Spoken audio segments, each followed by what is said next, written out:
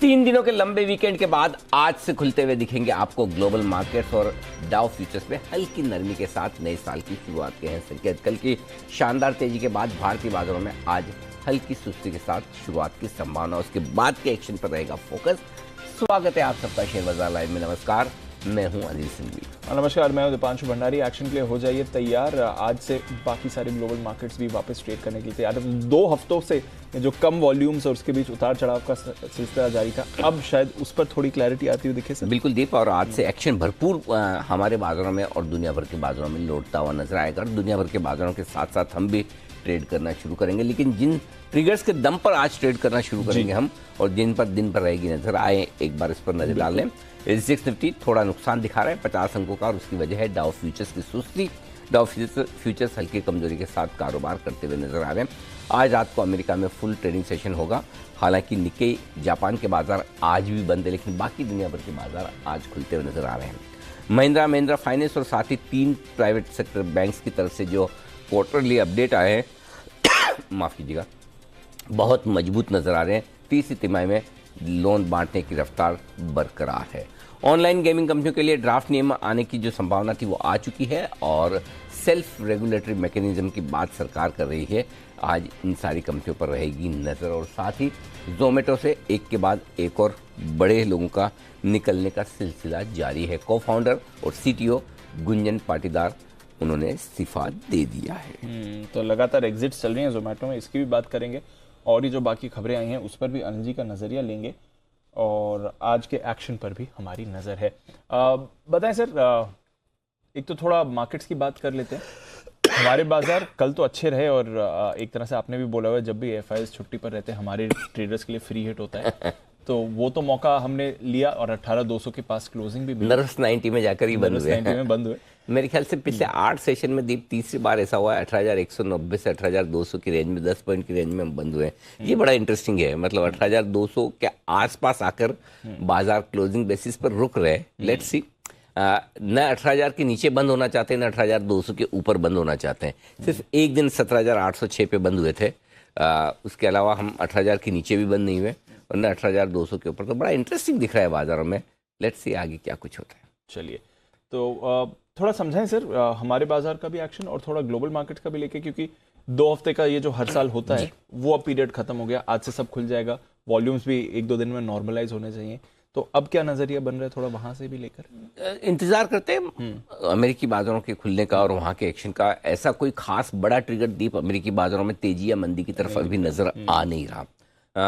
साल की शुरुआत होगी, अलोकेशंस होंगे, थीम्स होंगी, रिव्यूज होंगे। ये सारी चीजें आमतौर पर साल के अंत में और साल की शुरुआत में करते हैं। वैसे देखा जाए तो 31 दिसंबर और 1 जनवरी में फर्क क्या है? वैसे ही सूरज डूबता है, वैसे ही सूरज उगता है, तारीख बदलती है, कैलेंडर बदलता है। लेकिन हाँ, इंपॉर्टेंस इसलिए होती है कि आप कुछ दिन ऐसे होते हैं जिंदगी में जहां पर आप आगे की प्लानिंग करने की कोशिश करते हैं। तो महीने का पहला दिन महीने की प्लानिंग करने के लिए होता है। शायद संडे या मंडे की मॉर्निंग आप हफ्ते की प्लानिंग करते हैं। उसी तरह से साल की शुरुआत में या साल के अंत में आप अगले साल की प्लानिंग करने की कोशिश करते हैं, और वो कोशिश होने के बाद क्या थीम्स हो सकती हैं, किस तरह के बाजार हो सकते हैं, क्या अच्छा क्या खराब हो सकता है, इस पर लंबा विचार विमर्श चलता है। और उसके बाद जब बाजार फिर से फुल फ्लेज खुलते हैं, तो मेरे ख्याल से 1-2 दिनों में अमेरिकी बाजार आपको डायरेक्शन देने की कोशिश करेंगे। लेकिन फिलहाल जो डायरेक्शन मेरे लिए है अमेरिकी बाजारों से, वो बेहद साफ है। न बहुत तेजी और न बहुत मंदी, इस मूड में अमेरिकी बाजार है। इंतजार है अगले किसी बड़े ट्रिगर का। वो ट्रिगर क्या अगले फेड की पॉलिसी से रिलेटेड होगा, क्या कहीं कोई ब्याज दरों से या डॉलर इंडेक्स की मजबूती कमजोरी से होगा, ये कहना मुश्किल है, क्योंकि ट्रिगर्स का अभाव है। सो आई थिंक जब तक कोई नया ट्रिगर न मिले, अमेरिकी बाजार सीमित दायरे में ट्रेड करते हुए दिखेंगे। न बड़ी तेजी बनेगी, न बड़ी मंदी होगी। सो आई थिंक, और हमारे बाजारों का जहां तक सवाल है, हमारे पास अपने संकेत कम है। हमारे पास 2 ही संकेत है। एक ये कि हम डाउ फ्यूचर्स को देखकर अपना ट्रेडिंग पैटर्न डिसाइड करें, जो होने की संभावना पूरी है। दूसरा, हम बजट के पहले वाले महीने में आ चुके हैं। 1 फरवरी को बजट है, 1 महीने बाद बजट है, और आज तो संसद सत्र की तारीखें भी आ चुकी है। तो मेरे ख्याल से अब हम बजट की थीम्स पर ट्रेड करेंगे। तो हमारे लिए मैक्रो लेवल पर, यानी कि मार्केट के बड़े लेवल के तौर पर हमें अमेरिका से डायरेक्शन लेना है, और माइक्रो लेवल पर यानी कि स्टॉक्स और सेक्टर के लिहाज से हम बजट की थीम को ट्रेड करेंगे। इस बजट की थीम में आपके लिए जो खरीदारी के मौके होंगे, इंफ्रा, ठीक है, सीमेंट, फर्टिलाइजर, ठीक है, और इसके अलावा एक सेक्टर और मैं भूल रहा हूँ जो आमतौर पर बजट के पहले मैं जिस पर बुलिश रेलवे होता हूँ। स्टॉक्स आ जाते हैं। रेलवे, यस, हाँ रेलवे, मैं वही सोचा था, मैंने कहा कौन सा एक सेक्टर है, तो रेलवे, सीमेंट, इंफ्रा और फर्टिलाइजर, और कुछ हद तक एग्रोकेमिकल, एग्रोकेमिकल, ये 4-5 सेक्टर ऐसे हैं जहां पर आपको जब जैसा मौका मिले यहाँ पर खरीदारी करने के बारे में सोचना चाहिए। बस तो इस महीने की थीम अपने ये 4-5 सेक्टर से चलेगी, एक बार फिर से आप नोट कर लें। इंफ्रा और सीमेंट, इंफ्रा ही है, सीमेंट इनडायरेक्टली इंफ्रा हो गया। रेलवे बजट से पहले रेलवे स्टॉक्स थोड़ा और चलेंगे, पहले चल चुके हैं लेकिन थोड़ा और चलेंगे। रेलवे, फर्टिलाइजर स्टॉक्स चल चुके हैं, थोड़ा और चल सकते हैं बाय ऑन डिप से। तो रेलवे और फर्टिलाइजर ये बाय ऑन डिप से जब भी आपको करेक्शन दे, ठीक है। इंफ्रा एक आध दिन से ही चलना शुरू है तो अभी भी जगह है। प्लस जो आपने मंथली स्टॉल नंबर्स देखे हैं इंफ्रा कंपनियों के, वो बहुत मजबूत आए हैं, ऑर्डर इनफ्लो बढ़ रहा है, तो इंफ्रा में अभी भी जगह है दीप। राइट। और सीमेंट स्टॉक पिछले 2-3-4 दिनों से, हफ्ते भर से खामोश है, सीमेंट स्टॉक्स में भी फिर से एक्शन आ सकता है। हाँ, आ सकता नहीं, आएगा। हाँ, ये है। तो आपकी ये सारी थीम है। अब आइए ग्लोबल थीम्स के बेसिस पे, अगर ग्लोबल मार्केट्स थोड़े भी मजबूत होने की कोशिश करते हैं तो एक सेक्टर है जो थोड़ा बेहतर हो सकता है, जो मजबूती दिखा सकता है, जिसमें कल पहला संकेत आया आपको मजबूती का, वो है मेटल्स। पीटे हुए स्टॉक्स हैं, भाव से अच्छे हैं, तो अगर मेटल स्टॉक्स यहाँ से 10 से 15% का मूव और दिखा दे तो बड़ी बात नहीं है। कंडीशन एक ही है कि चाइना और ग्लोबल मार्केट से कोई खराब खबर नहीं आनी चाहिए। सो हमें एक सिंपल चीज़ जो समझनी है, मेटल स्टॉक्स ग्लोबल मार्केट को आउट परफॉर्म करने की कोशिश करेंगे, यानी कि डाउ थोड़ा बढ़ा तो मेटल ज़्यादा बढ़ेंगे, चाइना से थोड़ी सी अच्छी खबर आई तो डाउ मेटल ज़्यादा बढ़ेंगे, और ख़राब खबर आई तो कम घटेंगे। तो मेटल आपकी ग्लोबल थीम होगी और हमारी लोकल थीम के दम पर हम 4 सेक्टर्स देख रहे हैं, रेलवे, फर्टिलाइजर, इंफ्रास्ट्रक्चर, सीमेंट। ये अपने जनवरी महीने में ये 2 जगह फोकस करके चलेंगे, बस काम हो गया। समझ गया। ढंग का ट्रेड मिल जाए आपको तो दिन का एक काफ़ी है, इससे ज़्यादा क्या चाहिए, राइट। पैसा बनना चाहिए, 1 करे या 25 करे। सो आई थिंक, और महीने भर में अगर आपकी 1-2 थीम सही पकड़ में आ गई और वहां पर आपकी अच्छी एंट्री पॉइंट बन गई तो आपका पैसा बन जाएगा। तो आई थिंक पैसा तो जनवरी महीने में बनेगा, लेकिन शायद इंडेक्स को लेकर ना बने, स्टॉक्स और सेक्टर्स पे ज़्यादा फोकस करें। इंडेक्स में रेंज बाउंड ट्रेड है, छोटे ट्रेड है, जिसके लिए हम हर रोज स्ट्रेटेजी आपको देते ही हैं, बताते ही हैं किस तरह से करना है, तो वो अपनी जगह है। जिनको इंडेक्स में ट्रेड करना है उनके लिए सिंगल्स लेने का वक्त है, राइट, चौके छक्के मारने का नहीं। लेकिन हाँ, आप बड़े शॉट खेलना चाहते हैं तो सेक्टर्स और स्टॉक्स आपको इस महीने मौका देंगे। समझ गया, ठीक है। तो सेक्टर्स और स्टॉक्स से मौका मिलने वाला है और कुछ इंपॉर्टेंट थीम्स भी अनिल जी आपके लिए आइडेंटिफाई कर रहे हैं। कल तो कुछ बेहतरीन पिक ऑफ द ईयर भी अनिल जी की तरफ से आपके लिए आती हुई दिखी थी। अब कुछ सेक्टर्स जो बजट से पहले बाजार और ग्लोबल मार्केट्स में फोकस में रह सकते हैं। वैसे एक बात थी सर, आज ये इतनी सुस्ती दिख क्यों रही है? डाउ फ्यूचर्स वैसे रिकवर हो गए, सुबह करीब 40-50 100 पॉइंट नीचे थे, माफ कीजिएगा, 100 पॉइंट की रिकवरी डाउ फ्यूचर्स में। एसजीएक्स 50 भी करीब 40 पॉइंट रिकवर हुआ है, पर थोड़ी एशिया में आज की सुस्ती की वजह नहीं दिख रही, कोई ऐसा ट्रिगर आया नहीं है अभी हाल ही में थोड़े दिन पहले, मतलब मेरे ख्याल से नवंबर दिसंबर की शुरुआत में था, या नवंबर दिसंबर की शुरुआत में, हाँ, यही कोई 4-5 दिसंबर के आसपास एक हफ्ते के लिए बड़ी घटना हुई थी, एक आपको याद है? जब आप छुट्टी पे गए छुट्टी पे थे, हाँ, वही मैं सोच रहा हूँ और हफ्ते भर के बाद छुट्टी के बाद आने के बाद मंडे को काम करने का मूड कैसा होता है? अच्छा, वैसे। और उसके ठीक पहले मैं भी यही करके आया था। तो लंबी छुट्टी मनाने के बाद काम करने का वो मतलब है ना, इंजन गर्म होना तो टाइम लगता है, तो जल्दी से काम हो जाता है। ठंडा होने के बाद थोड़ा वार्म अप करने में, फॉर्म में आने में टाइम लगता है। So I think global markets form में आने के लिए वक्त बिता रहे हैं। और दूसरा क्या होता है दीप, है ना, ऐसा है ना, करना सबको अपना ही है। इंडियन मार्केट को इंडिया का ट्रेड करना है, अमेरिका को अमेरिका, लेकिन क्या होता है, एक दूसरे का सहारा चाहिए सबको। यार तुम क्या करे, तुम क्या करे। वो हम एग्जाम के वक्त और कॉलेज और सी के वक्त पढ़ते थे, तू क्या पढ़ रहा है, तू क्या पढ़ रहा है, तेरा वो होता है ना, तो दूसरों को देख के हमारी सीखने समझने की आदत है जी। सो वो मार्केट में भी होती है। सो अब लग रहा है अच्छा, ये 3-4 तो सुस्त है, अब ये जब खुलेंगे तब क्या करेंगे, देखते हैं, चलो हम भी थोड़े सुस्त हो जाते हैं। या अब 3-4 दिनों से कोई खबरें नहीं है, आई थिंक चलो 3-4 दिनों के बाद अब अमेरिका खुलेगा तो डॉलर इंडेक्स क्या करता है, बॉन्ड यील्ड्स कैसे होते हैं, खबरें क्या आती है। सो आई थिंक वो एक आध दिन की सुस्ती ठीक है, आज से, रात से या कल से फुल फ्लेज एक्शन है। सो हाँ, मुझे नहीं लगता है कहीं कोई चिंता की खास बात नहीं है। छुट्टी के बाद का माहौल जो होता है वैसा ही है। सो आई थिंक दीप हम कल से तो पूरी तरह से, इनफैक्ट मुझे तो लगता है आज ही आज से ही से हमारा आ वॉल्यूम जाएंगे, पूरा हाँ। कंप्लीट आ जाएगा। हमारे मार्केट आज से 100% पुराने वॉल्यूम्स की तरह, पुराने एक्शन की तरह लौट आएंगे। सुस्ती है, सुस्ती इसलिए कि संकेत सुस्ती के ही हैं। आप देखिए डाउ फ्यूचर 100 पॉइंट नीचे थे 7 बजे, अब 100 पॉइंट से लगभग हरे निशान में आ गए। सो आई थिंक वही रेंज बाउंड मार्केट है, आपको सपोर्ट रेंज पे खरीदना है, ऊपर की रेंज पे देना है, सिंपल सी चीज है, वो करना है, इसके अलावा और कुछ नहीं। Understood sir. तो चलिए वॉल्यूम से वापस आ जाएंगे, थोड़ा रिकवरी के मूड में बाजार भी दिख रहे हैं, 100 पॉइंट से ज़्यादा की रिकवरी एसजीएक्स पर भी है और डाउ फ्यूचर्स पर भी है। चलिए सर फिर आज की स्ट्रैटेजी सुनते हैं, बताएं आज के सेटअप। ग्लोबल संकेत नेगेटिव से न्यूट्रल साइड पे, ना नेगेटिव है ना पॉजिटिव लगे। अब मैं या तो नेगेटिव लिखूं या न्यूट्रल लिखूं, तो मतलब नेगेटिव इसलिए लिखा कि कल हम भाग चुके हैं, उस हिसाब से थोड़े बेहतर चाहिए, लेकिन अब तो एसजीएक्स निफ्टी थोड़ा रिकवर भी हो रहा है, तो नेगेटिव से न्यूट्रल समझ लीजिए। एफआईएस के संकेत भी नेगेटिव से न्यूट्रल साइड पर है, जो मैं आपको विस्तार से आगे बता दूंगा। घरेलू फंड्स के संकेत पॉजिटिव साइड पर हैं, वायदा कारोबार के संकेत और न्यूट्रल है, सेंटीमेंट न्यूट्रल से हल्का पॉजिटिव साइड पर है, और ट्रेंड पॉजिटिव है ही, इसमें कोई डाउट नहीं। ठीक है, आज चूंकि हम बात कर रहे थे कि ज़्यादा इंडेक्स में कम है, स्टॉक स्पेसिफिक ज़्यादा है, सेक्टर स्पेसिफिक ज़्यादा है, तो आज हम कई सारे स्टॉक्स और सेक्टर्स का डिस्कशन करेंगे, जी सर। स्पेशली जिनके मंथली नंबर्स आए हैं। जोमेटो जैसा स्टॉक है जहां पर खबरें काफ़ी, तो उसका भी हम विश्लेषण करेंगे। उससे पहले एक बार जल्दी से मैक्रो लेवल की चीज़ें टच कर लें। 18,065, 18,125 ये रेंज मजबूत सपोर्ट जोन है। अब तो खैर मुश्किल लगता है, जब 70-80 पॉइंट नीचे था एसजीएक्स, तो लग रहा था कि इस रेंज में मौका मिलेगा आपको खरीदारी करने का। फिर भी तैयारी रखें अपनी, अगर इस रेंज में आए तो आपको खरीदना है। अगर आप टुकड़ों टुकड़ों में खरीदना चाहते हैं तो 18,125, 18,100 और 18,065 पर खरीद सकते हैं। एक आध लोड खरीदना है तो 18,100 के आसपास, आपकी इच्छा पर है आप कैसे खरीदते हैं। ये रेंज पहली खरीदारी की है। जिनको बहुत बड़ा सपोर्ट जोन चाहिए वो बहुत नीचे 17,975, 18,025 के आसपास का बनता है। ऊपर की तरफ 18,200, 250 पहली रेंज है जहां पर आप खुलकर थोड़ा सा वक्त बिताने की कोशिश करेंगे। पार निकलने पर 18,300, 18,350 तक जाने की कोशिश निफ्टी की हो सकती है। 400 तक की जगह है, लेट्स सी, हो सकता है अगर डाउ फ्यूचर ज्यादा साथ दे दे तो आप 18,400 भी कर सकते हैं, कोई बड़ी बात नहीं। ठीक है, अब आइए बैंक निफ्टी। 42,925, 950, 42,825, 42,950 ये आपका पहला और मजबूत सपोर्ट जोन है। ये आसानी से टूटेगा नहीं। अगर इसके नीचे आए तो 42,625, 42,700 ब्लाइंड बाय जोन है, जहां पर शॉर्ट कवरिंग और फ्रेश खरीदारी दोनों मिलेगी। ऊपर 43,375, 43,500 ये रेंज है। लगातार 3 दिनों से हम इस रेंज को टच कर रहे हैं, पार नहीं हो पा रहे हैं। पार करके आगे निकले तो 43,625 से 43,850 तक की रेंज हमें मिलेगी।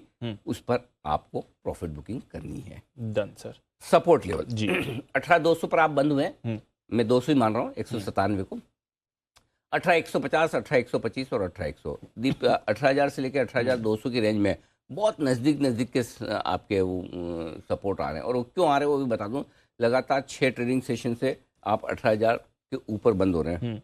ठीक है, ऐसे में जाहिर सी बात है, और 18,200 के ऊपर नहीं जा रहे, तो 200 पॉइंट की रेंज में 6 दिन से बाजार बंद हो रहा है। इसलिए आपको हर 25-50 पॉइंट पर सपोर्ट नजर आ रहा है।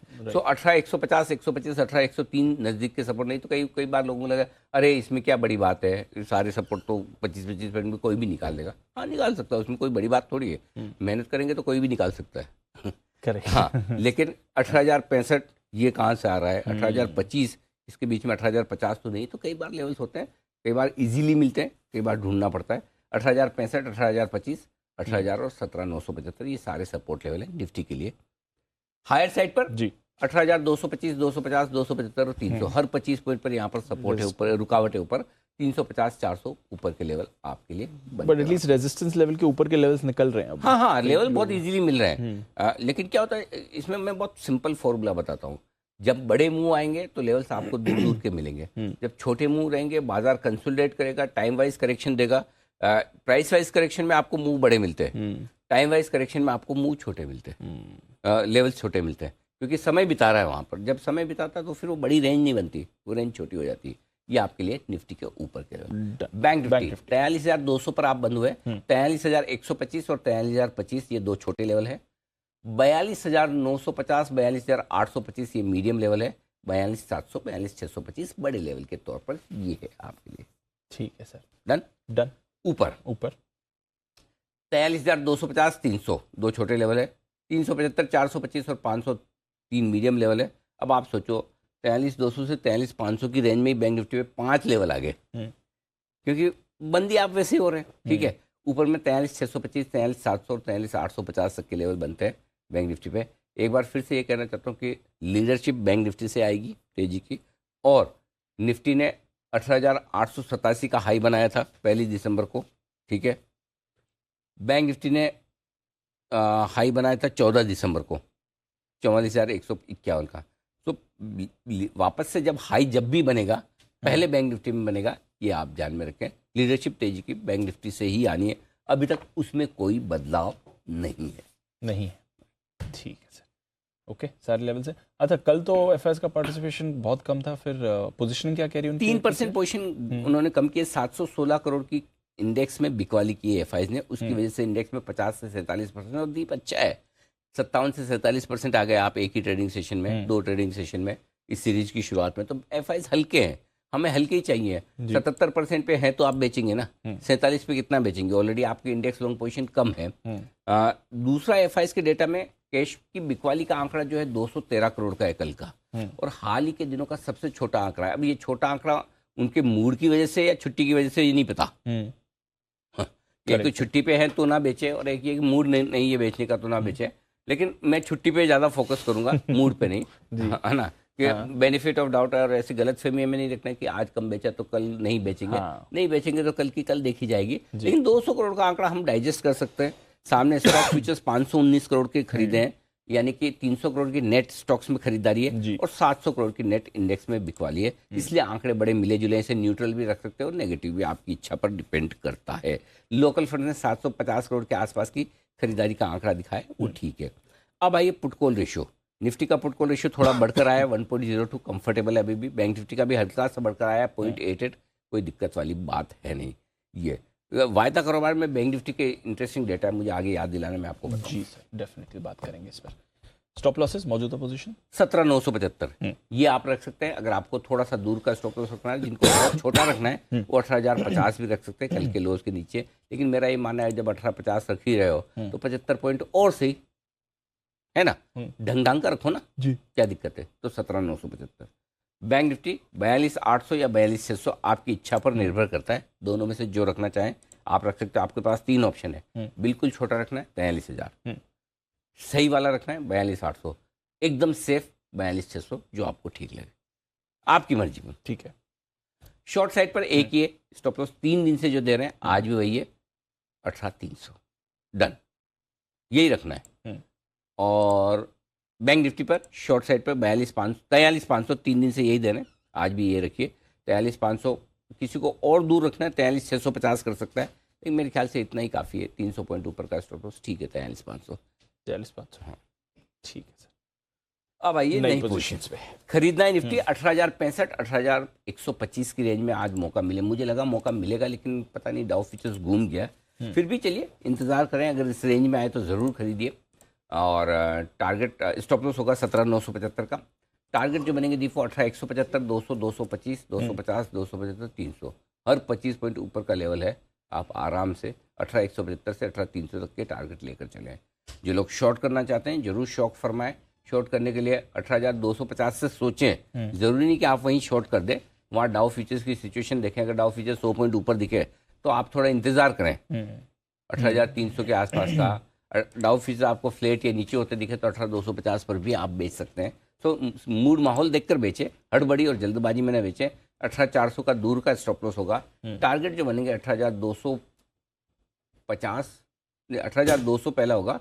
दूसरा टारगेट 18,250 जो है, इसको 18,175 कर 150 किया जाए। 18,200, 18,150, 18,125, 18,100, और उसके बाद जो बड़े टारगेट है 18,065 और 18,025। तो पहला टारगेट 18,200 है, दूसरा टारगेट 18,150 का है।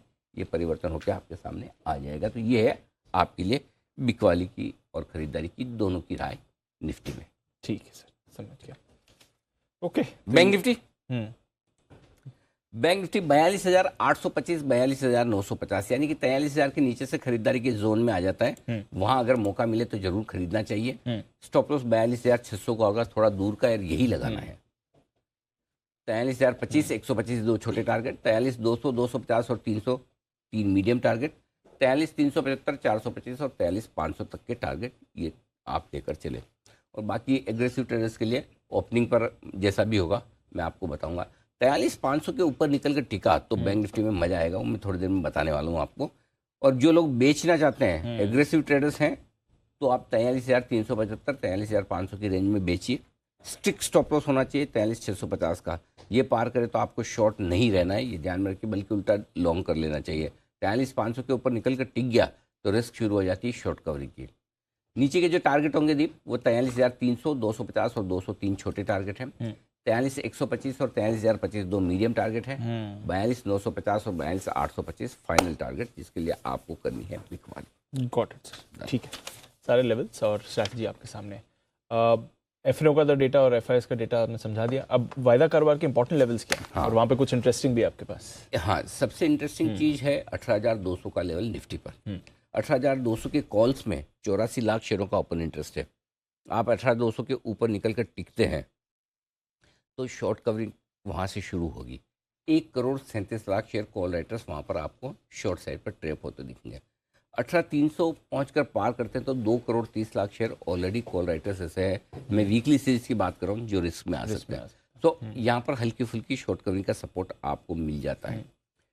लेकिन जो असली और मज़ेदार आंकड़ा है वो बैंक निफ्टी का है। बैंक निफ्टी के लिए एक ही लेवल ध्यान में रखिए, 43,500।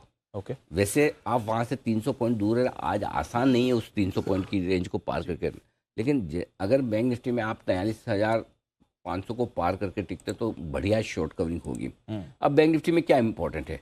बैंक निफ्टी बंद हुआ है आपका 43,200 पर। दीप इंपॉर्टेंट है 43,300। 43,300 के कॉल राइटर्स हाईएस्ट हैं, 24 लाख शेयरों का ओपन इंटरेस्ट है, और इसके ऊपर आप टिकते हैं तो 85 lakh share, 85 lakh share bank Nifty में शॉर्ट हो जाते हैं। 43,400 पर 1 करोड़ शेयर, 43,500 पर 1.25 करोड़ शेयर बैंक निफ्टी। तो बैंक निफ्टी में शॉर्ट्स ज़्यादा बनी हुई है।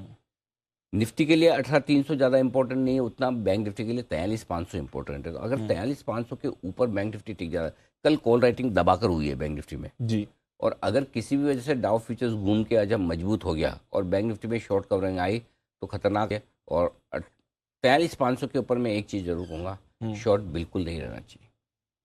उसके ऊपर आप लॉन्ग करो ना करो आपकी मर्जी, लेकिन शॉर्ट पे डिसिप्लिन के तौर पर 43,500, वो 43,500 में आप 525 करो, 550 करो, 25-50 पॉइंट का आपका अपना जजमेंट होना चाहिए, क्योंकि आपकी पोजीशन है, आपको कहाँ रखना है। लेकिन उसके ऊपर निकल कर टिक जाने पर बैंक निफ्टी फिर नए जोन में जाता हुआ दिखेगा, फिर वो 44,000 की तरफ बढ़ेगा और तब आपके लिए शॉर्ट्स में मामला मुश्किल हो सकता है। ये ध्यान में रखने वाली बात है, इसीलिए ये डेटा मैं हाईलाइट करना चाहता था। बैंक निफ्टी में शॉर्ट्स ज़्यादा बने हुए हैं, तो अगर कवरिंग आई तो वहाँ पर जोर से ठीक है बस।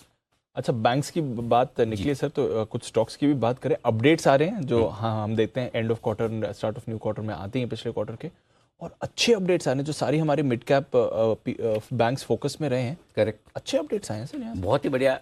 Specially Mahindra and Mahindra finance के डिसबर्समेंट 80% बढ़कर आए हैं। मेरे ख्याल से स्टॉक 8-10 रुपए की तेजी दिखा सकता है। 240 के आसपास बंद हुआ, 250 रुपये जितना तो कम से कम बनता ही है। लेकिन हाँ, आइडिया था कि अच्छे नंबर्स आएंगे और नंबर्स आए भी दमदार है। बैंक्स में 3 बैंक्स ने अच्छे नंबर्स पेश किए। साउथ इंडियन बैंक्स के एडवांसेज 18% बढ़कर आए हैं। कर्नाटक बैंक के भी एडवांसेज में 12% के आसपास की ग्रोथ है। CSB बैंक का एडवांसेज तो और भी बढ़िया मजबूत दिख रहे हैं, करीबन 25% के आसपास की ग्रोथ है। तो तीनों अच्छे हैं। लेकिन एक चीज़ और है दीप की, ये सारे स्टॉक्स चले हुए भी हैं। ऐसा नहीं कि आपको कर्नाटक बैंक अभी आप 65-70 रुपये पे मिल रहा है जहाँ हम बात कर रहे थे, अब स्टॉक वहाँ से दुगुना हो चुका है। तो थोड़े बढ़ेंगे, ऐसे नंबर्स कहीं भी खराब नहीं है, कॉन्फिडेंस बढ़ाने वाली है, मजबूत रखेंगे। लेकिन आप गैप से खुलने के बाद खरीदें, इस पर मुझे थोड़ा सा डाउट है। आप होल्ड करिए, गैप से खुलने के बाद खरीदने का मौका शायद नहीं देंगे। अगर गैप से खुलते हैं तो, गैप से ना खुले तो एक अलग बात है। तो आई थिंक नंबर्स तीनों ही, जो प्राइवेट सेक्टर बैंक से मिड कैप बैंक्स, तीनों ने बहुत अच्छे नंबर्स दिखाए हैं दिसंबर के। और साथ ही साथ जो आपके M&M फाइनेंस के नंबर है वो तो बेहद मजबूत है, इसमें कोई डाउट ही नहीं है। चलिए, तो अपडेट्स तो अच्छे आए हैं सर। जोमेटो एक और एग्जिट, गुंजन पाटीदार साहब जो को फाउंडर हैं और चीफ टेक्नोलॉजी ऑफिसर है वो निकल गए हैं। उससे थोड़े टाइम पहले मोहित गुप्ता साहब जो वो को फाउंडर थे वो गए। सिद्धार्थ जवर साहब जो वाइस प्रेसिडेंट थे वो निकल गए। राहुल गंजू साहब थे हेड ऑफ न्यू इनिशिएटिव्स, वो गए। नितिन सवाना साहब थे वो निकल गए, CFO थे। गौरव गुप्ता साहब, लिस्ट लंबी है, एक एक करके निकलने की बहुत सारे। 2 चीज़ें हैं जी। एक, जिनको पॉजिटिव सोचना है उनको एक ही चीज़ सोचनी कि जब तक दीपेंद्र गोयल है तब तक टेंशन नहीं है। वो नहीं निकलने चाहिए। वो निकल गया तो फिर जोमेटो नहीं रहेगा। सो ये मतलब दो बहुत स्ट्रॉन्ग व्यू है इस पर। एक व्यू वो है जो नए ज़माने के इन्वेस्टर्स घुसे हैं, सारा ऊपर से नीचे तक जो करेक्शन हुआ है, उसके बाद पुराने इन्वेस्टर्स जिनको बेच कर निकलना था बेच चुके हैं। नए इन्वेस्टर नई माइंडसेट के साथ फंड्स जो आते हैं वो अलग सोच से आते हैं। तो वो जो आए हैं उन लोगों की थॉट प्रोसेस बहुत क्लियर है। ये क्लीन अप तो नहीं कहेंगे, लेकिन रीशफलिंग वाला मामला जो चल रहा है, जिसमें दीपेंद्र गोयल अपनी नई टीम के साथ काम करेंगे और नए तरीके से करेंगे जोमेटो को आगे बढ़ाना है। तो उन लोगों का कॉन्फिडेंस बहुत क्लियर है कि हमें फ़र्क नहीं पड़ता कि कौन छोड़कर जा रहा है, जब तक कि दीपेंद्र गोयल है वो अपनी टीम बना रहे हैं। और उस हिसाब से स्टॉक पर कोई खास रिएक्शन आना नहीं चाहिए, ऐसा मेरा भी मानना है। और अगर आया तो स्टॉक में खरीदारी का मौका होगा। अगर समझो इस खबर के दम पर 8-10% घट जाता है तो वो लेने का वक्त है, बेचने का नहीं है। तो इस खबर के दम पर अगर कोई किसी के पास जोमेटो है वो बेचना चाहता है तो बेचना नहीं चाहिए।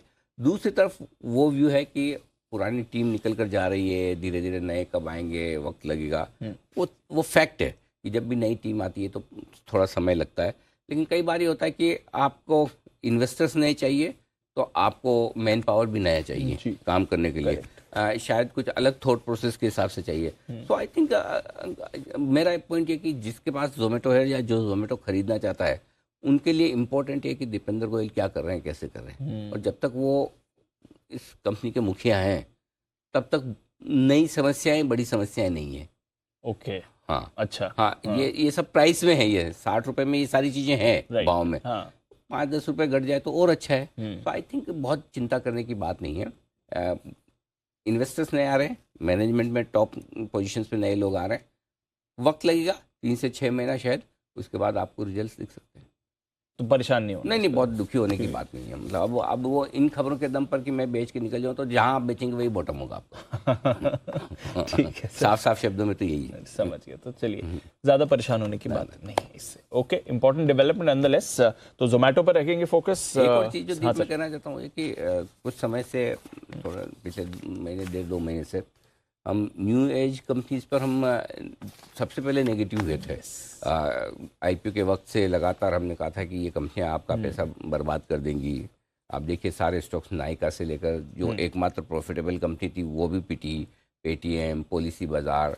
काफ़ी लोगों में कहते थे कि आप इतनी बढ़िया कंपनियों पर आईपीओ में अवॉइड रेटिंग दे रहे हैं। उस आजकल तो अवॉइड रेटिंग देना बड़ा आसान काम है। उस ज़माने में इतने आईपीओ भरते थे, आप अवॉइड रेटिंग दो तो बड़ा क्वेश्चन मार्क होता था। तब हम सबसे पहले बेरिश थे कि, और मैंने कई बार बोला भी कि इनकी प्राइसिंग वगैरह देखनी चाहिए कि किस तरह से हो रही है। अब हम बेरिश नहीं है इन सारे स्टॉक से। अब हमें लगता है सही वैल्यूएशन पे है और अब रियलिटी पर आ गए। सबको पता है कि इन्वेस्टर्स को भी और कंपनियों को भी और फाउंडर्स को भी। तो आई थिंक अब यहाँ पर नीचे के लेवल में आपको, चाहे वो जोमेटो हो, पॉलिसी बाजार हो, नायका हो, ये सारी कंपनियों में नीचे, एक्सेप्ट पेटीएम, उसको लेकर मैं बहुत क्लियर नहीं हूँ, बट बाकी कंपनी में आपको नीचे के लेवल पे अब पैनिक करके बेचना नहीं है, बल्कि पैनिक में मिले तो खरीदना है। पैनिक में मिले तो हाँ, अगर आप हाई रिस्क वाले इन्वेस्टर्स हैं तो पैनिक में खरीदना है, बेचना नहीं। Got it sir. तो चलिए, पैनिक में खरीदना है। अब ऑलरेडी काफी करेक्ट हो गए, वैल्यूएशंस भी उतने खराब नहीं है इन कंपनीज के लिए। बट फोकस है Zomato, mid cap financials end of course gaming के नजरिए से नज़ारा डेल्टा कॉप भी हमारे रेडार पर है। और कौन से स्टॉक्स रखने हैं आपको अपने फोकसेस में, आइए जानते हैं इनके बारे में। हमारी टीम है तैयार, अरमान, नुपुर और साथ ही आशीष। अरमान, मॉर्निंग, बताएं क्या कहने ट्रिगर्स और खबरें आज की। जी बिल्कुल, ट्रिगर्स में सबसे पहले बैटरी स्विमिंग पर बीआईएस, नीति आयोग और कंपनीज की बैठक है। उसी के साथ साथ एक्स डेट है श्रीराम फाइनेंस में, जहां पे इंटरिम डिविडेंड है 15 का। खबरों पे आ जाते हैं। खबरों पे Nazara Tech, On Mobile Global, Zensar technology, इन कंपनीज पर आपको ध्यान रखना है, क्योंकि ऑनलाइन गेमिंग के लिए जो है ड्राफ्ट जारी हो सकता है, जिसमें ऑनलाइन गेमिंग के लिए नियम बनाए जाएंगे और फरवरी में जारी हो सकता है, अगर आप देखेंगे ये नियम। और इसकी जो कंसल्टेशन है वो अगर आप देखेंगे वो अगले हफ्ते से इसकी जो प्रक्रिया है कंसल्टेशन की वो शुरू हो जाएगी। ऑयल एंड गैस कंपनीज पर भी ध्यान रखिएगा, क्योंकि घरेलू कच्चे तेल पर विंडफॉल गेन टैक्स में 1700 प्रति टन से बढ़कर अब वो 2100 प्रति टन हो जाएगा। वहीं एटीएफ पर अगर अब विंडफॉल टैक्स में 3 रुपए की बढ़ोतरी है और अब वो 1.5 प्रति लीटर से बढ़कर 4.5 प्रति लीटर हो जाएगा। और डीजल एक्सपोर्ट पर अतिरिक्त ड्यूटी ₹5 की लगाई है प्रति लीटर, अब वो बढ़कर 1.5 से बढ़कर 6.5 प्रति लीटर हो जाएगा।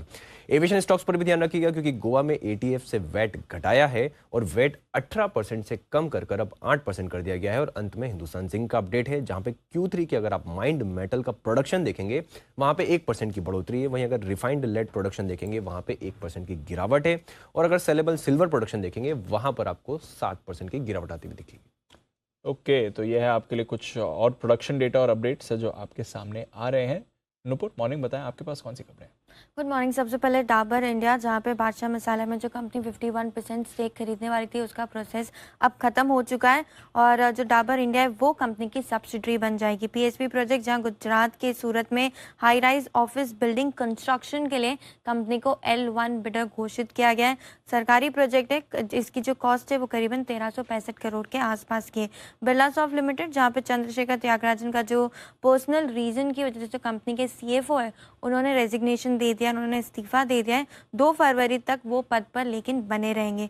कॉनकॉर्ड, जहाँ पे दिसंबर रेट फ्रेट का जो वॉल्यूम है वो करीबन 3% से ऊपर बढ़कर आया है पिछले साल से कंपेयर करेंगे तो, और जो रेवेन्यूज है वो भी 13% से ऊपर है पिछले साल के कंपैरिजन में। लिखिता इंफ्रास्ट्रक्चर, जहाँ पे कंपनी को 120 करोड़ का एक नया ऑर्डर मिला है ऑयल और गैस डिस्ट्रीब्यूशन कंपनी से, कंपनी को ये ऑर्डर मिलता दिखा है, तो पॉजिटिव न्यूज़ है कंपनी के लिए।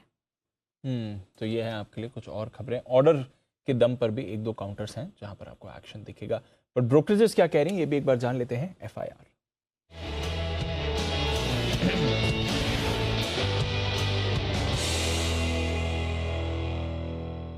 मॉर्निंग आशीष, पहले बताएं आज की टॉप ब्रोकरेज रिपोर्ट्स कौन सी? Good morning Deepanshu. सबसे पहले देखिए क्वार्टरली अपडेट्स हैं M&M फाइनेंस के। यहाँ पर जेफरीज की तरफ से रिपोर्ट आई है। कमेंट्री अगर आप देखें तो सरप्राइजिंगली काफ़ी बड़ी है। Q3 में अगर आप देखें तो मान रहे कि डिस्बर्समेंट में क्वार्टर ऑन क्वार्टर 22% की ग्रोथ आपको यहाँ पर देखने को मिली। साल दर साल तो बड़े अच्छा आंकड़ा है। असेट्स में भी अगर आप देखें तो ग्रोथ अच्छी देखने को मिल रही है, लेकिन अभी भी अपने व्यू पर बरकरार है। अंडर परफॉर्म की रेटिंग के साथ 175 रुपये का लक्ष्य दिया, 241 की क्लोजिंग है। लेकिन मॉर्गन स्टैनली इनसे सहमत नहीं है क्योंकि अभी भी ओवरवेट की रेटिंग को बरकरार रखे हुए 275 रुपये के लक्ष्य के लिए। इसके अलावा पिरामल फार्मा यहाँ पर खास नजर रखिएगा। जेफरीज की तरफ से कवरेज की शुरुआत की गई है खरीदारी के राय के साथ। 123 की क्लोजिंग है, 150 रुपये का लक्ष्य दे रहे हैं। ये मान रहे कि CDMO बिजनेस जो है इनका यहाँ पर बढ़िया टर्न अराउंड देखने को मिल रहा है। स्टेडी ग्रोथ है, अच्छी प्रॉफिट मार्जिन यहाँ पर आगे जाकर देखने को मिल सकते हैं। और बढ़िया बात यह है कि ग्रोथ के साथ वैल्यूएशंस भी अट्रैक्टिव है, तो यहाँ पर आपको नजर रखनी है। IT स्टॉक्स में आज आपको खास नजर रखनी है क्योंकि सिटी की तरफ से इन्फोसिस पर खरीदारी के राय को बरकरार रखा है और लक्ष्य 1685 से बढ़ाकर 1745 का दिया है। 1524 की क्लोजिंग है। वहीं विप्रो पर अगर आप देखें तो विक्वाली के राय को बरकरार रखा है, लेकिन जो लक्ष्य 370 से बढ़ाकर 380, 393 की क्लोजिंग है। HCL टेक यहाँ पर न्यूट्रल की रेटिंग को बरकरार रखा है और जो लक्ष्य 985 से बढ़ाकर 1025 कर दिया। ओके, तो टॉप ब्रोकरेज रिपोर्ट्स हैं, कई सारे बड़े स्टॉक्स हैं रेडार पर। और कौन सी रिपोर्ट्स हैं आशीष? दीपांशु, रिलायंस इंडस्ट्रीज UBS की तरफ से रिपोर्ट आई है। खरीदारी किराए को बरकरार रखा है, 2576 की क्लोजिंग है, 3250 रुपये का लक्ष्य दिया। मान रहे कि सभी परफॉर्मेंस सेगमेंट्स में काफ़ी अच्छा परफॉर्मेंस साल दर साल और क्वार्टर ऑन क्वार्टर यहाँ पर देखने को मिल रहा है। मैक्वायरी हालांकि अभी भी अंडर परफॉर्म की रेटिंग पर बरकरार है 2000 रुपये के लक्ष्य के लिए। बजाज ऑटो यहाँ पर मैक्वायरी ने न्यूट्रल की रेटिंग दी है, 3957 रुपये का लक्ष्य दिया, 3574 की क्लोजिंग है। State bank of India Jefferies की तरफ से रिपोर्ट है, खरीदारी किराए को बरकरार रखा है, 760 रुपये का लक्ष्य दिया है। कोटक महिंद्रा बैंक जेफरीज खरीदारी किराया दे रहे हैं 2470 रुपये के लक्ष्य के लिए, 1825 की क्लोजिंग है। और अंत में M&M, यहाँ पर भी आपको खास नजर रखनी है क्योंकि मैक्वायरी ने आउट परफॉर्म की रेटिंग को बरकरार रखा है, करीब 1490 रुपये के लक्ष्य के लिए। सिटी खरीदारी किराया दे रहे हैं 1610 का लक्ष्य दिया है और नोमेरा ने भी खरीदारी किराया दिया 1616 रुपये के लक्ष्य के लिए। तो चलिए फिर से ढेर सारी रिपोर्ट्स आने का सिलसिला हो चुका है शुरू, और लंबे समय बाद 2 सवालों में अपनी रिपोर्ट्स को बांटा है आशीष ने, राइट। तो चलिए रिपोर्ट्स आना शुरू हो चुकी है और दमदार आती दिख रही है।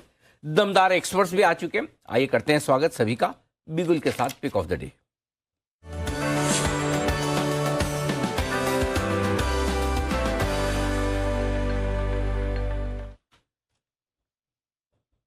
सुप्रभात आप सभी को, कुणाल जी और राकेश जी। बंसल जी, आज दोनों का नोटा समझा जाए? नहीं अनिल जी, बिल्कुल नोटा नहीं समझना चाहिए। अनिल जी मेरा पहले तो सुप्रभात है। अनिल जी नोटा बिल्कुल भी नहीं समझना चाहिए। हाँ। और जबकि अनिल जी अगर कुणाल जी नोटा दें तो उनपे पेनल्टी लगनी चाहिए। अनिल जी कल तो देखिए हम मिले भी, चाय भी पी, पूजा भी थी, उसके बाद अनिल जी मेरी गाड़ी का शीशा भी तोड़ा गया अनिल जी, उसमें से बैग भी निकाला गया। हाँ? तो क्या है कि मैं तो अनिल जी एक्स्ट्रा बिजी हो गया था, उसके बाद एफआईआर वगैरह भी करवाया। अच्छा। तो उसके बाद भी अनिल जी काम करा है। ओहो, मतलब किसी ने आपकी गाड़ी का शीशा तोड़कर सामान निकाल लिया?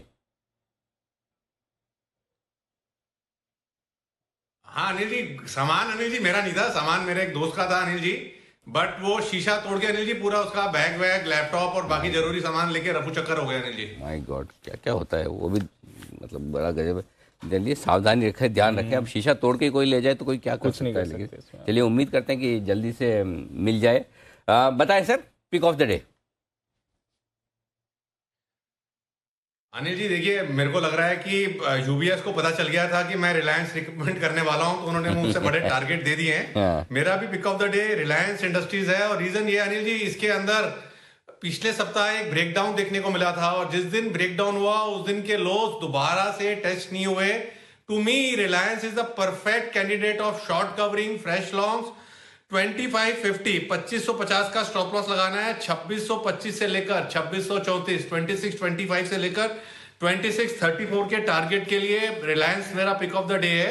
और अगर अनिल जी आप पिक ऑफ द डे के बाद पूछना चाहें कि रिलायंस अगर 50 रुपए 70 रुपए बढ़ेगा तो निफ्टी कितना बढ़ेगा, तो अनिल जी इसके लिए आप मेरे मित्र कुणाल जी पे जा सकते हैं, जो कि कनाडा से पढ़ाई लिखाई करके आए हैं। ओके, बताएं कुणाल जी, कनाडा में क्या बताएगा कि अगर रिलायंस 50 रुपए बढ़े तो निफ्टी कितना बढ़ेगा? ऐसा क्या समझाया गया है कनाडा में जो आप यहाँ बताना चाहते हैं?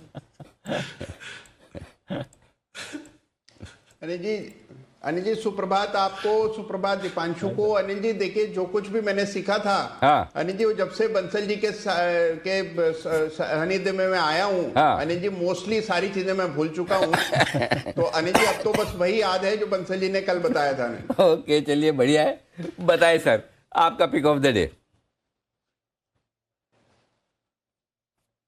अनिल जी देखिए, मुझे लगता है कि वापस से सरकारी बैंकों में एक्शन बनेगा, और इन स्टॉक्स में हमने करेक्शन भी ठीक ठाक सा देख लिया है। तो मेरी सरकारी बैंक ऑफ इंडिया में खरीदारी की राय है। मुझे लगता है कि स्टॉक ने 104 रुपए से नीचे 80 रुपए तक का एक करेक्शन दिया।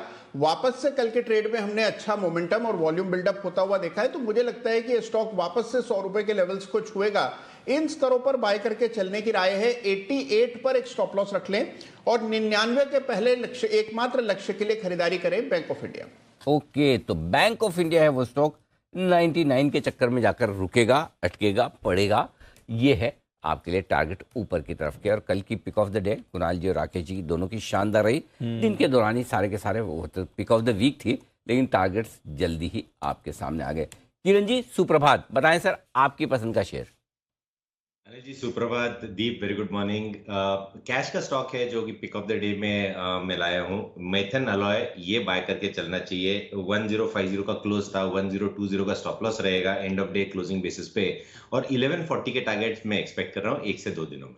Okay, Maithan alloys. और आपको ये स्टॉक इसलिए भी याद होगा, पिछले हफ्ते ही सेठी साहब की तरफ से रिकमेंडेशन लिस्ट में आया भी है ये स्टॉक, उनको भी पसंद है। मोदी जी गुड मॉर्निंग, बताएं सर आपने कौन सा शेयर चुना है? Good morning Anil ji, good morning Deep. Pick of the day में रहेगा ओएनजीसी। ओएनजीसी को लॉन्ग करके चलेंगे। स्विंग हाई पर ये काउंटर क्लोज होता हुआ नजर आया है। वीकली चार्ट्स पर बहुत बढ़िया क्लोजिंग देखने को मिली है। 3 हफ्ते के ऊपर कल के सेशन में स्टॉक में क्लोजिंग नजर आई है। हमें लगता है यहाँ से स्टॉक में और तेजी देखने को मिलेगी। 155 पहला टारगेट होगा, 155 भी निकालता है, 158 तक के भी अपसाइड मूव ओएनजीसी में नजर आते हैं। लॉन्ग करके चलेंगे, स्टॉप लॉस रहेगा 148 का। 148 के स्टॉप लॉस के साथ करनी है खरीदारी ओएनजीसी में। आइए करते हैं मुलाकात सुमित जी से। गुड मॉर्निंग सुमित जी, बताएं sir pick of the day. Good morning Anil ji, good morning. Anil ji pick of the day के तौर पे जो स्टॉक अभी मेरे रडार पे आया है वो है गोदरेज प्रॉपर्टीज। गोदरेज प्रॉपर्टीज के अंदर यहाँ से मोमेंटम बनना चाहिए। गोदरेज प्रॉपर्टीज 1230-35 के आसपास कल का क्लोजिंग है, इसमें खरीदारी करके चलने का सलाह रहेगा। स्टॉक पिछले 5 दिनों से साइडवेज मूव दिखा रहा है, और अभी स्टॉक के अंदर यहाँ से ऊपर का मूव देखने को मिलना चाहिए। गोदरेज प्रॉपर्टीज में खरीदारी करें। 1220 का नीचे में ट्रेडिंग के लिहाज से स्टॉप लॉस लगाएं, और यहाँ से बाउंस बैक के अंदर, पुल बैक के अंदर जो ऊपर में टारगेट देखने को मिल सकते हैं, 1270 रुपए का पहला टारगेट बनेगा, 1290 रुपए का दूसरा टारगेट बनेगा। खरीदारी करें गोदरेज प्रॉपर्टीज 1220 के स्टॉप लॉस से 1270 और 1290 के टारगेट्स के लिए। और मुंबई में आते ही सुमित जी की वेशभूषा भी बदल चुकी है और मुंबई का ट्रैफिक भी बढ़ चुका है। हाँ, कल तक तो ट्रैफिक में काफी राहत थी, अब आज से ट्रैफिक बढ़ता हुआ नजर आ रहा है। सुमित जी और सुमित जी की तरह ढेर सारे ऐसे लोग हैं जो लंबी लंबी छुट्टियां मनाने गए थे, आज से फिर लौट आए हैं। ओके, आइए अविनाश सर भी जुड़ चुके हैं हमारे साथ। सर गुड मॉर्निंग, बताएं pick of the day. Good morning Anil ji, good morning Deep. मेरा जो स्टॉक पिक आज का है वो फर्टिलाइजर सेक्टर का स्टॉक है और कंपनी का नाम है कोरोमंडल इंटरनेशनल। अनिल जी, ये एक इंडिया का सबसे बड़ा फॉस्फेटिक फर्टिलाइजर प्लेयर है, प्लस न्यूट्रेंट्स भी ये मैन्युफैक्चर करते हैं। क्रॉप प्रोटेक्शन में भी ये काफ़ी बड़े प्लेयर है। इनफैक्ट पिछले साल करीबन 16,000 करोड़ के रेवेन्यू पे करीबन 1,500 करोड़ का प्रॉफिट कमाया था। बहुत प्रॉफिटेबल बिजनेस है। इस साल हमको लग रहा है कि करीबन 19-20 हज़ार करोड़ का कामकाजी रेवेन्यू आएगा और करीबन 2,000 करोड़ का प्रॉफिट आने की अपेक्षा है। ऑलरेडी फर्स्ट हाफ में कंपनी ने करीबन 30-35% का ग्रोथ दिखाया है। तो हमको लग रहा है कि इस साल कम से कम 65 रुपए की अर्निंग आएगी और अगले साल होपफुली फर्टिलाइजर सेक्टर मानसून अच्छा होता है तो करीबन आपको 75 या 76 रुपए का अर्निंग आना चाहिए। सबसे बड़ी बात, बजट में फर्टिलाइजर सेक्टर को लेके बड़े अनाउंसमेंट्स हो सकते हैं, तो यहाँ पे डेफिनेटली एक खरीदने का मौका बनता है। मुझे लग रहा है 1,050-1,100 का नियर टर्म का टारगेट बनता है। और दूसरा जो शेयर मैंने जो आपके चैनल पे पहले भी कहा था, पीएसपी प्रोजेक्ट्स, करीबन जून में ये 568 रुपया था, अभी करंट प्राइस 700 रुपया है।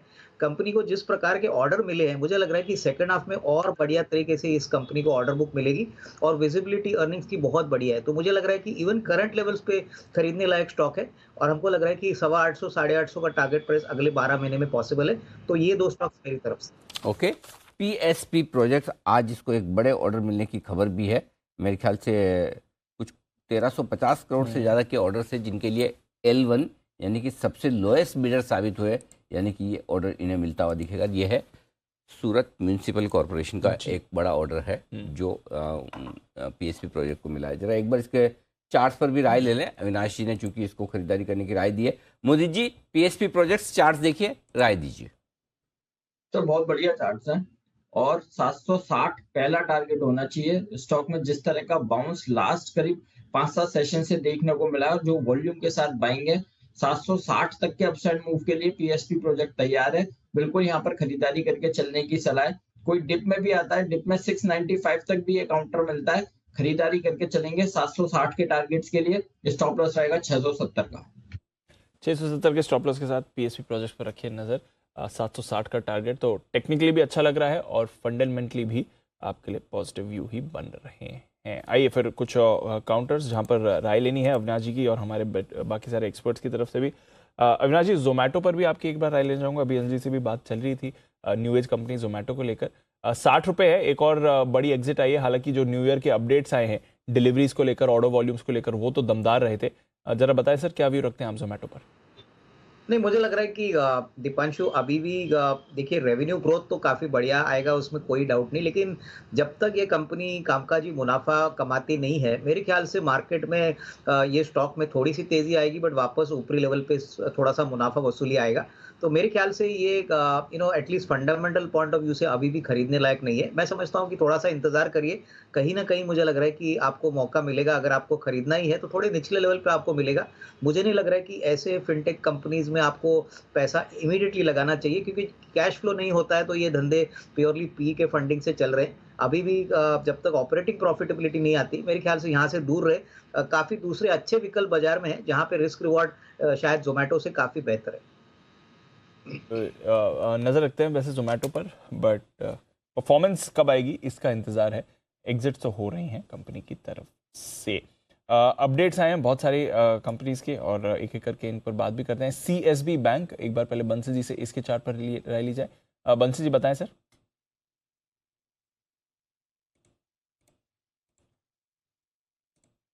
दीपांशु, सीएसबी बैंक का टेक्निकल चार्ट देखें तो टेक्निकल चार्ट इसका अच्छा है और दीपांशु कल के सत्र में यहाँ पर एक पॉजिटिव क्रॉसओवर भी देखने को मिला है। 242 के ऊपर स्टॉक निकला है।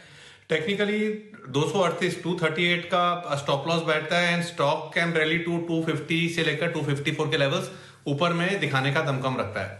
ओके, तो यह है आपके लिए राय सीएसबी बैंक पर बंसी जी की तरफ से। South Indian bank, Sumit ji इस पर भी नजर डालें। बड़ी रैली साउथ इंडियन बैंक में हमने आती हुई देखी है। ऑफ कोर्स अपडेट भी इनकी तरफ से अच्छा ही आया है। अब चार्ट्स क्या कहती हैं 20 के करीब साउथ इंडियन बैंक, और ऊपर का मूव देखने को मिलेगा दीपांशु। स्टॉक के अंदर पिछले कुछ दिनों में गिरावट के बाद वापस अपवर्ड मूव रिज्यूम हुआ है और स्टॉक के अंदर ऊपर में जैसे ही 21 रुपए का लेवल टूटेगा तो उसके बाद 24 से 25 रुपए तक का मूव साउथ इंडियन बैंक में ऊपर की तरफ देखने को मिल सकता है। स्ट्रक्चर तो बढ़िया है, लोअर लेवल से स्ट्रॉन्ग मूव देखने को मिल रहा है, करेक्शन के बाद वापस से ऊपर का मूव रिज्यूम कर रहा है। तो जैसे ही मार्केट्स के अंदर एक अच्छा मूव स्टार्ट होगा तो ये सब छोटे वाले बैंकिंग के अंदर और ऊपर का मूव देखने को मिलेगा और 24 से 25 रुपए तक का मूव साउथ इंडियन बैंक में ऊपर की तरफ देखने को मिल सकता है। कर्नाटका बैंक एक और काउंटर जिसके अपडेट्स आए हैं। किरण जी, एक बार आप कर्नाटका बैंक देखें सर और इसके बारे में बताएं। दीप, कर्नाटका बैंक चार्ट पैटर्न काफी स्ट्रांग है। वैसे भी बैंकिंग सेक्टर के सारे स्टॉक्स अच्छे देखने को मिल रहे हैं। एक अच्छा क्रैक देखने को मिला था और वापस रिकवरी बहुत शानदार देखने को मिली। तो मेरा मानना है कि अभी 143 के ऊपर जब तक है तब तक कोई दिक्कत की बात नहीं है और ऊपर के स्तर देखने को मिलेंगे। 165 एक छोटा सा हर्डल है, ये एक बार निकल जाए तो मोमेंटम स्टॉक में देखने को मिलेगा। तो ये है आपके लिए राय कर्नाटका बैंक पर। M&M फाइनेंस ये भी एक और काउंटर है जिसके अपडेट्स पर एक बार राय लेनी एक्सपर्ट्स के साथ। अविनाश जी, M&M फाइनेंस कैसा लगता है, क्योंकि जब इनके लोन रिकवरी एजेंट की बात आई थी तब स्टॉक में बड़ा ब्रेकडाउन आया था, बट वहां से एक सस्टेन्ड रिकवरी दिखाई और इस बार के अपडेट्स तो बहुत ही दमदार आए हैं सर। नहीं, बिल्कुल। इनफैक्ट दीपांशु देखिए, वो रिकवरी का जो न्यूज़ फ्लो था वो काफ़ी पुराना हो चुका है और मार्केट्स ने इस न्यूज़ को पूरी तरह से पचा लिया। लेकिन अगर बिजनेस अपडेट की बात करें तो मुझे लग रहा है कि कंपनी अभी काफ़ी अच्छे लेवल पे है। रिकवरीज तो हो ही रही है, एसेट क्वालिटी भी कम हो रही है, प्लस जो डिसबर्समेंट्स है वो काफ़ी अच्छी तरह से बढ़ रहे हैं। तो मेरे ख्याल से जो तीसरा तिमाही इनका आएगा वो काफ़ी अच्छी होने की उम्मीद है। प्लस ओवरऑल एग्री सेक्टर को अगर हम देखें तो यहाँ कहीं ना कहीं वापस थोड़ा सा रूरल डिमांड में पिकअप हो रहा है। तो मुझे लग रहा है कि जिनके पास है वो होल्ड करें। अगर कोई थोड़ा सा करेक्शन मिलता है स्टॉक में तो खरीदने के मौके समझने चाहिए, क्योंकि अगले 12 महीने का तो आउट परफॉर्मेंस काफ़ी अच्छा लग रहा है। डेफिनेटली डिसबर्समेंट्स और प्रॉफिटेबिलिटी मेरे ख्याल से पिछले साल के हिसाब से काफ़ी बेहतरीन रहेगी। ओके, तो ये है आपके लिए राय M&M फाइनेंस, जहां पर आपको एक अच्छी मूव आती हुई दिख सकती है। अपडेट्स अच्छे आए हैं, 2 दिनों से फाइनेंशियल स्टॉक्स में मूव भी आ रही है और कल तो डेज हाई पर भी ये काउंटर बंद हुआ था। डाबर बादशाह मसाले में जो 51% हिस्सेदारी खरीद रहे थे, पहले अनाउंसमेंट कर दिया था, वो प्रोसेस पूरा बन गया है। कल से ये प्रभावी भी हो गया और अब कंपनी की सब्सिडरी बन चुका है बादशाह मसाला। कुणाल जी, चार्ट्स डाबर कल टुवर्ड्स एंड एक अच्छा स्पाइक दिखा था सर इसमें। देखिए, ये स्टॉक भी अच्छा खासा करेक्ट हुआ है ऊपर के लेवल से। अगर आप देखें दीपांशु, 600 रुपए से करेक्ट होता हुआ 560 तक नीचे आ गया और यहीं पर 560 रुपए के आसपास ही चार्ट पर सपोर्ट भी नजर आता है। तो मेरी राय में यहाँ से एक अच्छा अपसाइड बन सकता है। तो ये मौजूदा स्तर ठीक ठाक लेवल्स हैं जहां पर के स्टॉक को बाय कर सकते हैं। तो एक टाइट स्टॉप लॉस रख करके बाय करें, मुझे लगता है स्टॉक दोबारा 600 को पार करेगा। ओके, तो ये है आपके लिए राय इस वक्त डाबर पर आती हुई। बादशाह मसाला, अब डाबर का एक्विजिशन पूरा हो चुका है। आइए वागले साहब का भी करते हैं स्वागत। वागले साहब, सुप्रभात, स्वागत है। बताएं sir, pick of the day. Anil ji, good morning. Deepanshu, good morning. मेरा पिक ऑफ द डे होगा एक्सिस बैंक, जिसे मुझे बाय करना है 945 के ऊपर। 942 का बंद है स्पॉट में और 945 के ऊपर जो कल का या मल्टीपल पिछले 3 दिनों का है उसके पार निकलेगा तो ये स्टॉक लगभग 965 तक 20 रुपए की मूव आज के दिन में ही दे सकता है। तो 945 के ऊपर ही बाय करें। आपका स्टॉप लॉस होना चाहिए 936 का और टारगेट होगा 965 का। ओके, 945 के पार निकले तब खरीदारी करनी है, यानी कि 3-4 रुपए बढ़ जाने दे, टिकने दे और तब खरीदें। 936 के स्टॉप लॉस के साथ टारगेट जो बनेंगे 965 के। एक्सिस बैंक में तो आज का पहला बैंकिंग नहीं, दूसरा है। बैंक ऑफ इंडिया भी कुणाल जी को पसंद आया और दूसरा स्टॉक है एक्सिस बैंक जो पसंद आता हुआ दिखा है इस वक्त वागले साहब को। बिल्कुल सर, मेटल्स पर भी थोड़ा फोकस है और हिंदुस्तान जिंक, इसके अपडेट्स हमने आते हुए देखे हैं। कुल प्रोडक्शन तो एकदम सपाट रहा है, रिफाइंड मेटल प्रोडक्शन 2% घटा है, बाकी जो प्रोडक्शन है वहां पर भी आपको हल्की फुल्की सुस्ती देखी, बेसिकली फ्लैट रहे हैं जहां तक इनके प्रोडक्शन आंकड़ों का सवाल है। सुमित जी, चार्ट क्या कहते हैं? कल तो स्टॉक भी फ्लैट ही था। दीपांशु, मेरे को लग रहा है कि स्टॉक के अंदर बढ़िया मोमेंटम बनेगा आने वाले दिनों के अंदर। स्टॉक धीरे धीरे करके तेजी का मूव दिखा रहा है और जिस तरह से चांदी के अंदर तेजी बनते जा रही है, ये स्टॉक के अंदर भी तेजी ही बनेगी आने वाले दिनों के अंदर। ये स्टॉक में ऊपर में 350 रुपए से लेकर 360 रुपए तक का move short to medium term में देखने को मिलेगा और पोजिशनली लंबा नजर रखेंगे तो 400 प्लस के लेवल हिंदुस्तान जिंक में ऊपर की तरफ देखने को मिलेंगे। फिलहाल मेरे को लगता है कि इसके अंदर कोई भी छोटा मोटा डिप आता है 310 तक तो खरीदारी करना है। ऊपर में 330 का लेवल टूटने के बाद 350, 370 ये लेवल जल्दी शॉर्ट टर्म में हिंदुस्तान जिंक में ऊपर की तरफ देखने को मिलेंगे। तो ये है आपके लिए हिंदुस्तान जिंक, जहाँ पर आपको रखनी है नज़र। ये भी काउंटर रेडार पर रहेगा। बिरला सॉफ्ट, ये भी आपके रेडार पर रहना चाहिए। यहाँ पर हमने देखा है कंपनी में एक एग्जिट हुई है। कंपनी के CFO चंद्रशेखर त्यागराजन साहब ने पर्सनल रीजंस की वजह से इस्तीफा दे दिया है। बस अगले 1 महीने तक पदभार संभालेंगे, उसके बाद इनका इस्तीफा प्रभावी भी हो जाएगा। बिरला सॉफ्ट आपके रेडार पर है। एक बार मुदित जी से बिरला सॉफ्ट के चार्ट पर भी राय ली जाए। मुदित जी, 300 के नीचे कल बंद हुआ था, हल्की गिरावट थी। चार्ट क्या कहती है सर बिरला सॉफ्ट?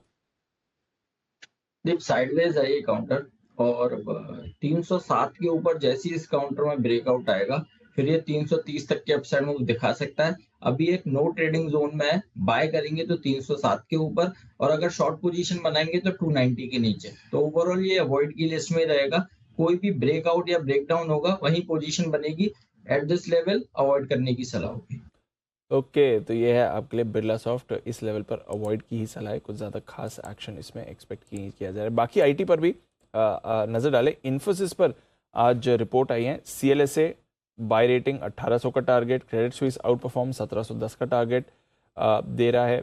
सिटी यहाँ पर टारगेट उन्होंने बढ़ाया है, 1745 का कर दिया है। मक्वारी 2000 प्लस के टारगेट और नोमोरा भी 1900 के टारगेट दे रहा है। अविनाश जी, वैसे तो बुलिश व्यूज आ रहे हैं ऑल अक्रॉस, अब तो अर्निंग सीजन भी आ रहा है, अगले 8-9 दिन में शुरू हो जाएगा सर। इन्फोसिस पर क्या राय है अर्निंग से पहले, और ऑफ कोर्स IT अर्निंग्स में क्या एक्सपेक्ट कर रहे हैं आप? दीपांशु, मुझे लग रहा है कि देखिए, मेरे ख्याल से ये जो तीसरी तिमाही होगी, इसका सबसे बड़ा जो इनपुट और जो टेक अवे रहने वाला है वो मैनेजमेंट की कमेंट्री रहेगी। मुझे लग रहा है कि इस बार हो सकता है कि थोड़ी सी कमेंट्री कॉशियस हो, थोड़ा सा कंसर्न मैनेजमेंट के कमेंट्रीज में आए। तो मुझे लग रहा है कोई जल्दबाजी करने की जरूरत नहीं है। TCS के नंबर भी पहले आने वाले हैं मेरे ख्याल से। ऑब्वियसली फंडामेंटली तो वैल्यूएशंस बहुत अच्छे लग रहे हैं, लेकिन मैनेजमेंट कमेंट्री में अगर कोई कंसर्न या कॉशन मैनेजमेंट कहता है तो इसमें वापस थोड़ी सी रुकावट आपको देखने को मिलेगी। ये आप ना भूलें कि यूरोप से अभी भी जो संकेत मिल रहे हैं वो काफ़ी ख़राब है। IMF ने ये भी कहा है कि काफ़ी कंट्रीज में रिसेशन की पॉसिबिलिटी है। तो मुझे लग रहा है कि कोई जल्दबाजी ना करे, मेरे ख्याल से मौके मिलेंगे तो IT में डेफिनेटली जिनके पास है वो होल्ड करे, कोई पैनिक ना करे। लेकिन फ्रेश खरीदारी के लिए मुझे लग रहा है कि रिजल्ट्स का सीजन शुरू होने वाला है, उसके बाद कमेंट्री सुनते हैं और उसके बाद एक फ्रेश पोजीशन ली जा सकती है। ओके, तो ये है आपके लिए इन्फोसिस पर राय। आज रिपोर्ट्स जो आई हैं IT शेयरों पर थोड़ी बेहतर आती हुई दिखे, तो क्या मेटल के बाद IT शेयरों का दिन भी हो सकता है? ये सवाल आपके मन में आ रहा होगा, नहीं आ रहा है तो आना ज़रूर चाहिए। और इस सवाल का जवाब मिलेगा आपको जब बाजार की होगी शुरुआत। और शुरुआत करने के लिए करते हैं शुरुआत हम फर्स्ट ट्रेड की हेडलाइंस के साथ।